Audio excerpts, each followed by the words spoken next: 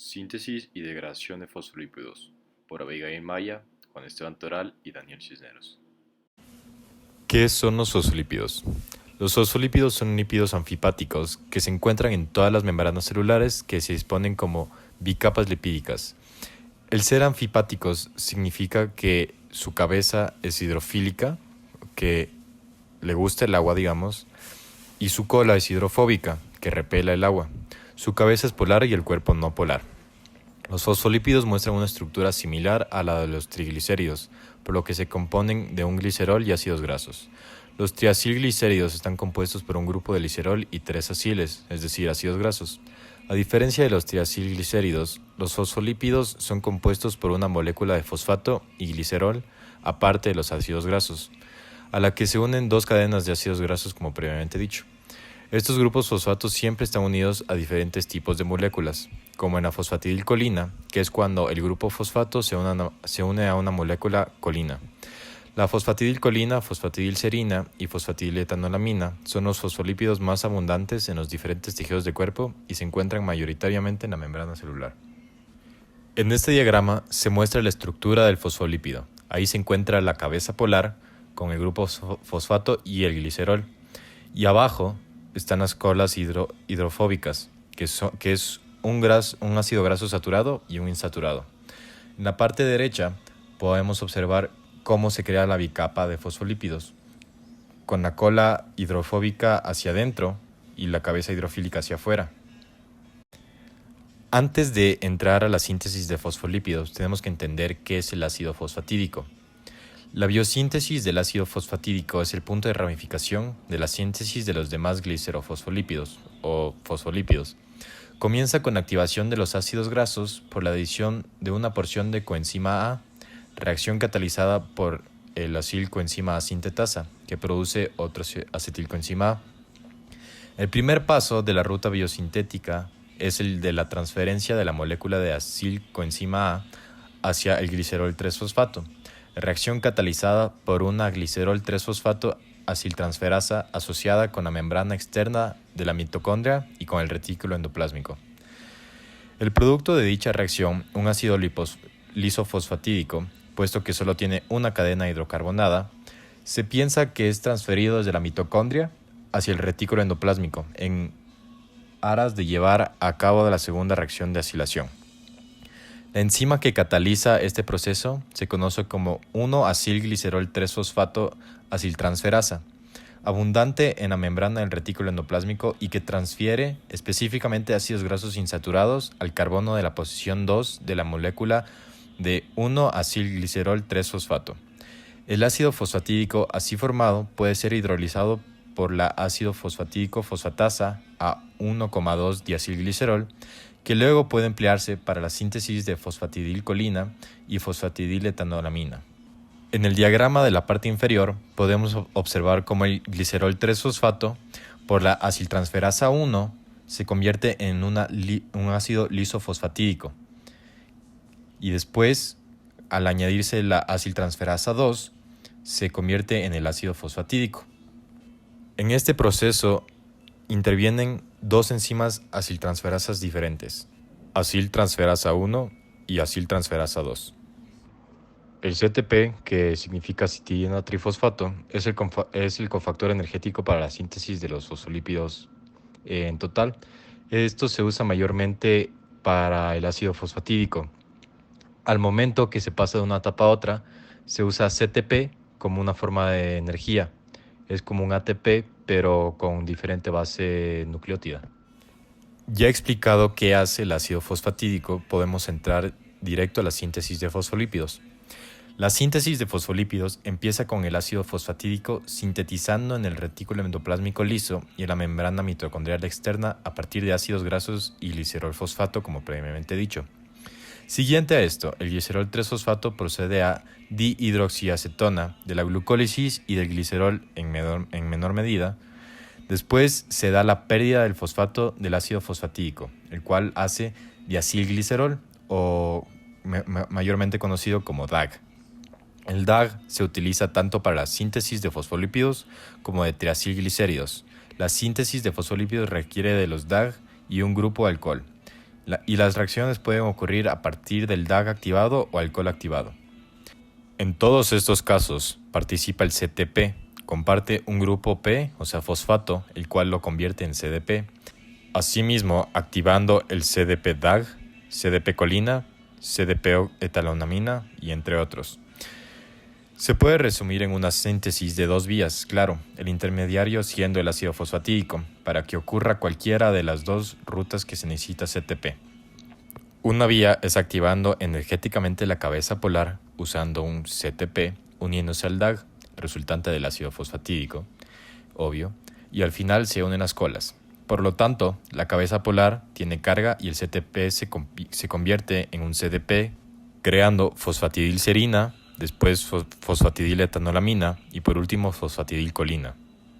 Por otro lado, la segunda vía de síntesis es activando las colas hidrofóbicas con un CTP y se une una cabeza sin carga, resultando así en un CDP diacilglicerol o un CDP 1,2 DAG, usado para crear fosfatidilcitol, fosfatidilglicerol y cardiolipina. Bueno, yo les hablaré sobre la degradación de fosfolípidos.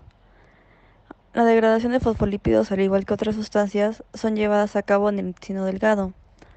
Los fosfolípidos y los TAG, estos son los triacilglicéridos, o sea, son los triglicéridos, que ya todos sabemos que son conformados por 3 ácidos grasos y un glicerol.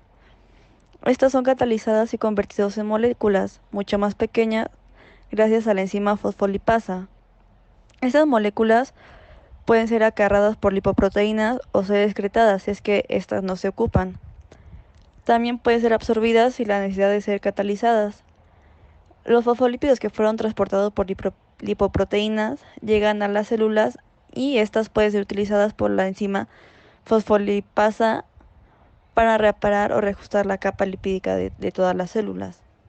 Es importante mencionar que hay diferentes tipos de enzima fosfolipasas y además hay diferentes órganos u organelos donde estos se encuentran.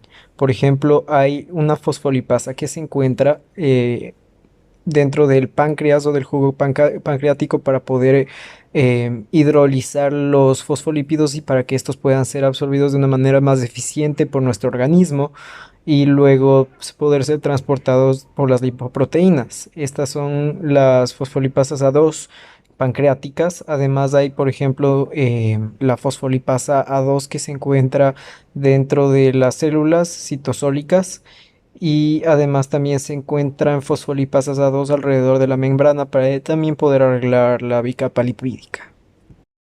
Continuando con la degradación de los fosfolípidos. Después de viajar a través del organismo transportados por lipoproteínas, los restos de los fosfolípidos y los fosfolípidos que también fueron absorbidos de enteros por el intestino delgado son transportados a través del organismo y llegan a las células para estos ser sintetizados de nuevo, es decir, desde un inicio por la ruta del glicerol 3-fosfato o de la dihidroxiacetona fosfato, y estos forman nuevamente glicerofosfolípidos, o también pueden ser utilizados como recambios para ajustar o reparar la bicapa lipídica de la membrana plasmática de la célula. Es decir, para recortar un segmento de un glicerofosfolípido o arreglar el grupo fosfato o también los grupos de aminoalcoholes que están adheridos a estos. Para hidrolizar estos enlaces que están dentro de la bicapa lipídica existen enzimas de membrana que también son fosfolipasas y también proteínas citosólicas que son fosfolipasas. De igual manera, entre estas se encuentran la fosfolipasa A2, que es tanto membranal como citosólica, que se encarga de hidrolizar el enlace éster de la posición 2 del fosfolípido. Es decir, que este va a hidrolizar el enlace éster de entre el carbono número 2 y el ácido graso que se encuentra ahí. Por lo demás está la fosfolipasa A, que esta se va a encargar en cambio de hidrolizar el enlace éster de la posición 1, la fosfolipasa C, que se va a encargar de hidrolizar el enlace entre el glicerol y el fosfato, y la fosfolipasa D, que va a hidrolizar el enlace entre el fosfato y el aminoalcohol, es por ejemplo la colina. Enfermedades relacionadas con los fosfolípidos.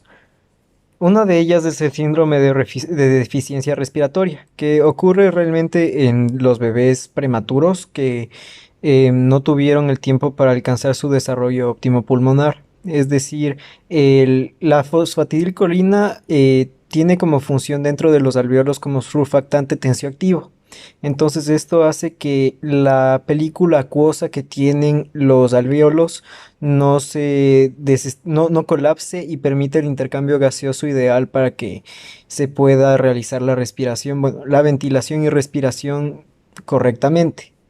Entonces, en el caso de que un bebé naciera prematuro y el conteo de fosfatidilcolina sea distinto y no sea óptimo para esto, se le va a diagnosticar con el síndrome de deficiencia respiratoria, que puede llevar a repercusiones mucho más fuertes en el transcurso de su vida, como lo que es asma o problemas o condiciones respiratorias en el futuro. Hablando directamente con referencia al cáncer, los fosfolípidos pueden ser un agente que podría indicar la presencia del mismo, o también que podría ser disminuir la metástasis del mismo dentro de un organismo, como se ha probado en estudios de cáncer de colon inducido a ratas.